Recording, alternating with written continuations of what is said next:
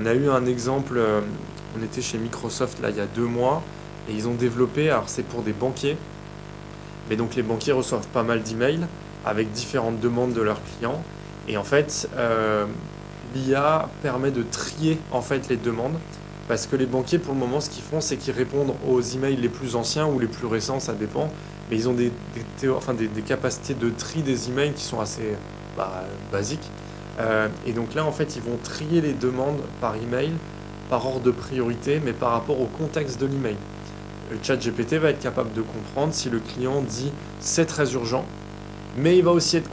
capable de comprendre si ce client dit que c'est tout le temps très urgent, il va moins le prioriser, parce qu'en fait, il sait que ce client-là, dans tous ses emails, il dit que c'est urgent, et or, c'est rarement urgent. Par contre, si une fois un email un client utilise le mot urgent ou dans le contexte, il va se dire tiens ça c'est pas habituel et donc il va le faire remonter dans la file et après il va pouvoir préparer des réponses. Donc souvent c'est je sais pas quelle demande et la réponse est bah oui voici en PDF notre grille tarifaire, vous auriez pu trouver cette grille tarifaire sur notre site à cet endroit-là, mais je vous l'envoie en pièce jointe. Et donc ça, ChatGPT ou un outil d'IA peut vous préparer des emails en allant chercher d'avance la bonne pièce jointe qui va bien. Sur vos demandes, enfin sur vos sujets à vous, vous allez avoir